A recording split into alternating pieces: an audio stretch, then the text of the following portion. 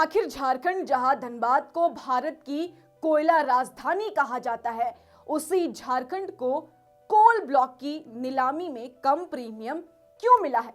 जहां बाकी अन्य राज्यों की बात करें, जैसे कि उड़ीसा को प्रीमियम 12.7% मिला है, वहीं झारखंड को सिर्फ 5.5% प्रीमियम क्यों मिला है? ये सारा चीजें आपको हम इस वीडियो में बता देंगे। पहले आपको बता दें कि केंद्र सरकार ने कमर्शियल कोल ब्लॉक के तीसरे दौर की नीलामी 20 से 25 नवंबर 2025 में आयोजित की थी। इसमें झारखंड के 2 कोल ब्लॉक और उड़ीसा के 1 कोल ब्लॉक की सफल नीलामी हुई। लेकिन आगे बढ़ने से पहले आपको हम एक वर्ड जो है इसमें जो बार बार उपयोग हो रहा है उसको समझा दें कि आखिर कमर्शियल कोल ब्लॉक होता क्या है और इसकी नीलामी क्यों की जाती है। देखिए कि कमर्शियल कोल ब्लॉक असल में एक सरकार द्वारा चिन्हित एक कोयला खदान क्षेत्र होता है, जिसे कंपनियों को नीलामी के जरिए दिया जाता है। पर इसका मकसद क्या होता है, मतलब ये होता क्यों है? देखिए, कंपनियां खदान का जो नीलामी है इसलिए भी करती है क्योंकि कुछ मुख्य वजह होते हैं। पहला कि देश में कोयले की मांग बहुत ज्यादा है और घरेलू उत्पादन बढ़ाया जाना चाहिए, इसलिए भी किया जाता है। दूसरा कि कोयला आयात में काफी निर्भर होती है, नीलामी से कई नई कंपनियां आएगी और उत्पादन बढ़ेगा। तीसरा कि सरकार को इससे बड़ा राजस्व मिलता है जो विकास के में उपयोग किया जाता है। और चौथा सबसे महत्वपूर्ण कारण यह भी होता है कि खदानों के आसपास रोजगार और स्थानीय विकास भी बढ़ावा दिया जाता है।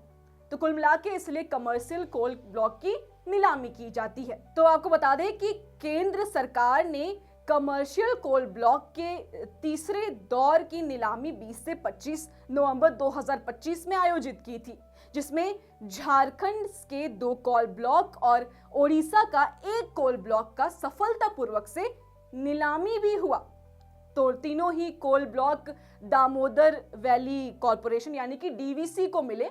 इन तीनों कोल ब्लॉक से 4,620 करोड़ रुपए के राजस्व और 67,000 लोगों को रोजगार मिलने का अनुमान बताया जा रहा है। साथ ही 7,350 करोड़ रुपए के पूंजी निवेश का भी अनुमान है। तीसरी दौर की नीलामी में झारखंड के पिरमपैती भारत कोल ब्लॉक और पुलिया नॉर्थ कोल ब्लॉक डीवीसी को मिले हैं। इसके अलावा ओडिशा का मंदाकिनी बी ब्लॉक भी डीवीसी को मिला है। झारखंड के पिरमपैती भारत कोल ब्लॉक की रिजर्व प्राइस 4% रखी गई थी। इसी तहत पुलिया नॉर्थ कोल ब्लॉक की रिजर्व प्राइस भी 4% थी।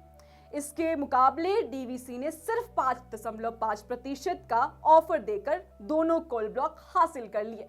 वहीं उड़ीसा के मंदाकिनी बी कोल ब्लॉक की रिजर्व प्राइस 6 थी, जिसके मुकाबले डीवीसी ने ओडिशा को 12.5% प्रीमियम ऑफर किया।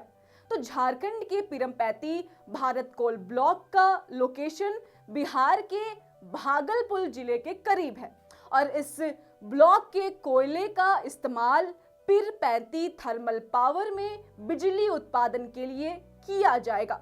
वहीं केंद्र सरकार की 12 दौरे की नीलामी में भी झारखंड को कम प्रीमियम मिला था।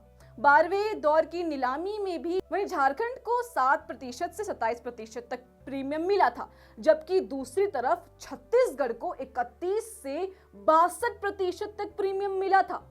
कोल ब्लॉक की कमर्शियल नीलामी में सफल बोलीदाताओं ने कोयले से हुई आमदनी में राज्य को हिस्सा मिलता है। 12वें दौरे में झारखंड को सबसे कम प्रीमियम महुआगाड़ कोल ब्लॉक के लिए मिला था, जिसे डीवीसी ने ही हासिल किया था। वही सबसे ज्यादा प्रीमियम चोला पावर कोल ब्लॉक के मिला था, जिसका 27.25% प्रीमियम दिया गया था। तो अब इन सब से समझ में ये आता है कि आखिर जब कोल ब्लॉक की नीलामी होती है तो झारखंड को प्रीमियम कम क्यों मिलता है। खैर, एक बड़ा सवाल भी ये है कि जब